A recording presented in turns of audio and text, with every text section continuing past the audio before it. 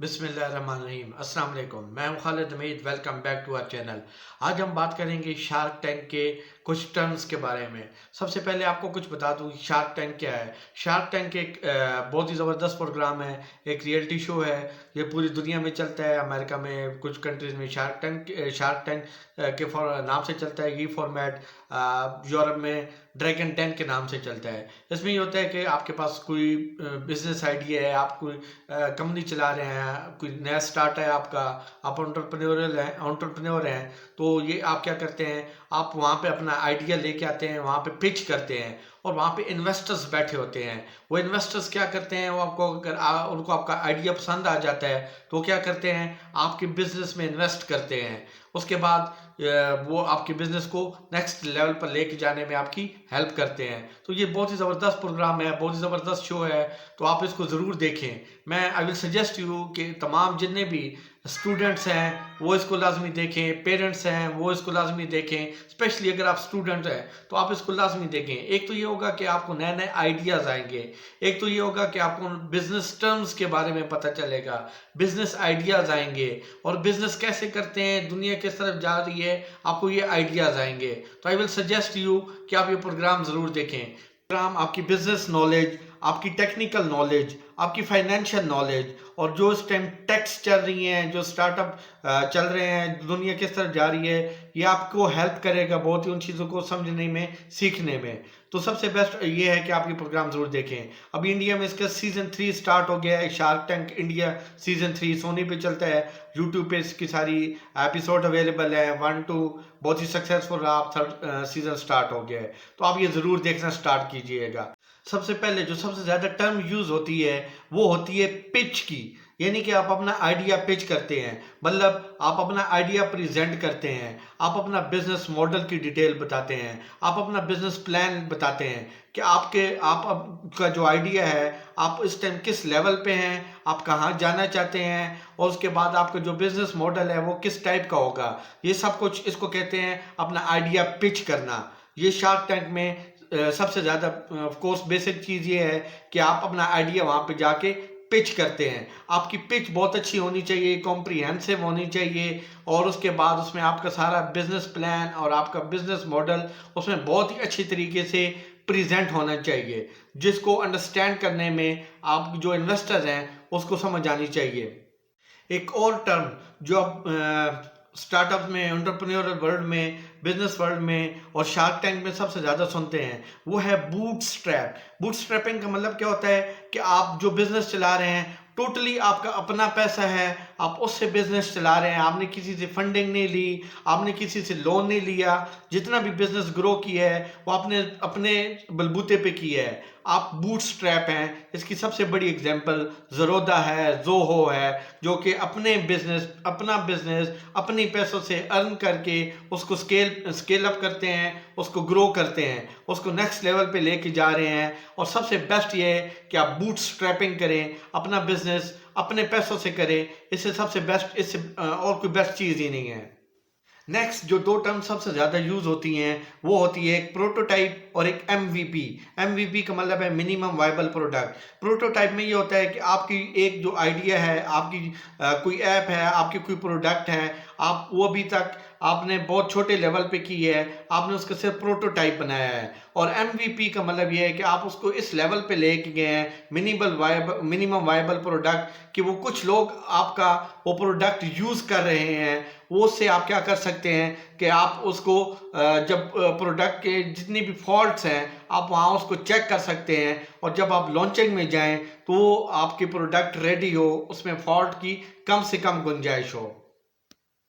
और एक और जो हर एपिसोड में, हर पिच में आप जो एक टर्म सुनते हैं वो होते हैं इक्विटी। इक्विटी का मतलब क्या है? इक्विटी पे आप देखते हैं वहाँ पे सबसे ज़्यादा लड़ाइयाँ भी इक्विटी पे होती हैं।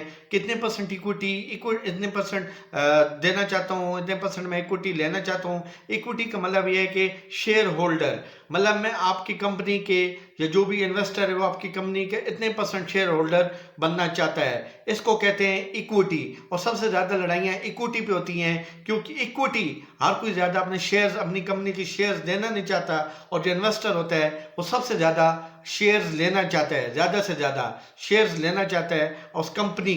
एक और जो टर्म आप सबसे ज़्यादा सुनते होंगे वो है कि वाइट लेबलिंग। वाइट लेबलिंग का मतलब क्या होता है कि आप एक चीज़ सेल कर रहे हैं मगर वो आप खुद बना नहीं रहे, वो आप किसी मैन्युफैक्चरर से बनवा रहे हैं, कहीं से आउटसोर्स कर रहे हैं, कहीं से आप ले रहे हैं, शिपमेंट कर रहे हैं, मगर उसमें जो टैग है, जो उसकी प्रोडक्ट का नाम है, वो आपकी कंपनी का नाम है। आपने क्या किया हुआ है, उसको वाइट लेबल करवाया हुआ है, यानी कि उस पर आपकी कंपनी का नाम है बट वो मैन्युफैक्चरिंग कोई और कर रहा है, तो उसको कहते हैं वाइट लेबलिंग।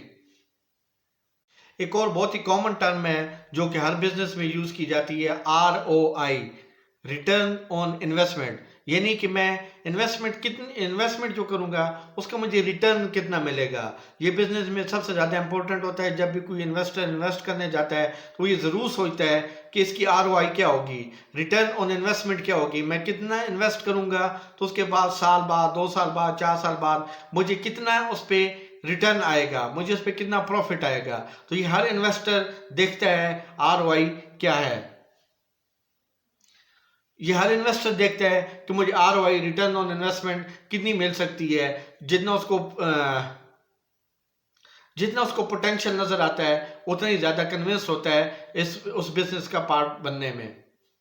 एक टर्म जो आप शार्क टैंक में आजकल सुन रहे होंगे, बीटा टेस्ट। बीटा टेस्ट का मतलब क्या होता है? बीटा टेस्ट का मतलब ये है कि कोई भी आपकी प्रोडक्ट है, आपने वो क्या किए हुए, कुछ लोगों को दिया हुआ है बहुत ही स्मॉल नंबर्स में कि आप उसको टेस्ट करें, ताकि वो आपको इसमें फॉल्ट बताएं, इसमें जो अच्छा देख रहे हैं इसमें या कोई कमी है वो आपको बताएं, और आप जब उसकी लॉन्चिंग में जाएं, बड़ी लॉन्चिंग में, बड़े लेवल की लॉन्चिंग में जाएं, तो वो फॉल्ट आप उस टाइम इसको दूर कर लें। तो इसको कहते हैं बीटा टेस्ट। एक टर्म जो बहुत सारे इन्वेस्टर्स से आप सुनते हैं शार्क टैंक में, वो है ROAS। इसका मतलब ये रिटर्न ऑन एड स्पेंड, यानी कि आपने एड पे, मार्केटिंग पे कितना स्पेंड की है और उसके अगेंस्ट आपको रिटर्न कितना आ रहा है, आपको बिजनेस कितना आ रहा है। ये बहुत इंपॉर्टेंट चीज है। इसी के साथ एक और टर्म यूज होती है, बर्न, कैश बर्न, यानी कि आप लॉस कितना कर रहे हैं पर मंथ, आपकी पॉकेट से कितना जा रहा है, कैश बर्न हो रहा है, आपका अपना कितना उसमें बिजनेस में डाल रहे हैं जो आपका कैश बर्न हो रहा है। जिसको ये दो टर्म बहुत ज्यादा यूज होती हैं, ROAS, return on ad spend, और कैश बर्न। कुछ और टर्म आपको वहां पे बहुत सुनने को मिल रही हैं, जिसमें है AOV, average order value. It means कि आपकी कुछ प्रोडक्ट्स हैं, एक प्रोडक्ट है 500 की, एक प्रोडक्ट है 2500 की। तो आप क्या करते हैं, जब आपको प्रॉफिट निकलता है, जब टोटल सेल्स निकलती है, उसके बाद आप क्या करते हैं, डिवाइड करते हैं कि एवरेज हमारी ऑर्डर वैल्यू क्या है। उससे आपके क्या निकल आता है, एवरेज ऑर्डर वैल्यू की, यानी कि आप कितनी प्रोडक्ट्स निकाली हैं और आपने, और उसकी इतनी सेल बनती है, तो उस पर आप एवरेज निकालते हैं कि हमारी एवरेज ऑर्डर वैल्यू क्या है। तो ये टर्म बहुत ज़्यादा यूज़ होती है, शार्क टैंक में भी यूज़ होती है, बिजनेस वर्ल्ड में भी यूज़ होती है, AOV, एवरेज ऑर्डर वैल्यू। एक और देखो आपने बहुत ज़्यादा टर्म वो यूज़ करते हैं, पैट। पैट का मतलब होता है प्रॉफिट आफ्टर टैक्स, यानी कि आपने सारा टैक्स दे दिए है, आपने सारे एक्सपेंसेस निकाल दिए हैं, उसके बाद आपका जो प्रॉफिट बचता है वो होता है आपका पैट। ये टर्म यूज होती है, शार्क टैंक में भी यूज होती है, बिजनेस वर्ल्ड में यूज होती है, पैट, प्रॉफिट आफ्टर टैक्स की। आप हर जगह सुनते होंगे आजकल SEO, सर्च इंजन ऑप्टिमाइजेशन। ये शार्क टैंक में भी बहुत ज़्यादा यूज़ होती है। मतलब ये है कि आपकी वेबसाइट, आपकी प्रोडक्ट, आपकी सर्विसेज की जो वेबसाइट है वो गूगल में कहाँ रैंक करती है, फर्स्ट पेज पे रैंक करती है या नहीं, सेकंड पेज पे रैंक करती है या कहीं रैंक नहीं करती। तो उसके लिए क्या करते हैं, आप ऑप्टिमाइजेशन करते हैं, आप सर्च इंजन ऑप्टिमाइजेशन करके, SEO करके उसको गूगल पे के फर्स्ट पेज पे लाने की कोशिश करते हैं। तो SEO के बहुत ही इंपॉर्टेंट फैक्टर है SEO भी, और इसके लिए आप क्या कर सकते हैं, डिफरेंट SEO कोर्सेज हैं वो कर सकते हैं। हमारे वेबसाइट पे इसका पूरा आपको मिल जाएगा, रोड मैप भी मिल जाएगा, आप कहाँ से सीख सकते हैं ब्लॉगिंग में SEO कैसे करनी है। तो आप ये हमारा चैनल सब्सक्राइब कर लीजिए ताकि आपको SEO की पूरी डिटेल यहाँ से मिलती रहे। एक और टर्म जो आप सबसे ज्यादा वहां पे सुनते हैं वो होती है EBITDA। EBITDA क्या है? Earning before interest, taxes, depreciation and amortization। ये टर्म आप सबसे ज़्यादा वहाँ पे EBITDA की सुनते होंगे कि इसका मतलब ये है कि आपका जो अर्निंग है, अभी आपकी जो अर्निंग बता रहे हैं इतने परसेंट है मेरी EBITDA, उसका मतलब आप ये बता रहे हैं कि अभी मैंने इसमें से टैक्स भी पे करने हैं, अभी मैंने अगर कोई लोन लिया हुआ है वो भी पे करना है, डेप्रिसिएशन और अमोर्टाइजेशन भी है वो भी इसमें इंक्लूडेड है। तो समटाइम ये होता है कि जो कंपनी है वो लॉस में होती है, बट उसका जो प्रॉफिट जो EBITDA है वो पॉजिटिव होता है। जो सबसे ज़्यादा टर्म आप सुनते हैं वो है यूनिकॉर्न। एक एंटरप्रेन्योर का एक स्टार्टअप का ख्वाब होता है कि मैं यूनिकॉर्न बनाऊं। यूनिकॉर्न का मतलब होता है कि ऐसा बिजनेस, ऐसी कंपनी जिसकी मार्केट वैल्यूएशन $1 बिलियन हो। मिनिमम $1 बिलियन तक जो कंपनी पहुंच जाए, जो स्टार्टअप पहुंच जाए, उसको आप कहते हैं कि ये यूनिकॉर्न कंपनी है।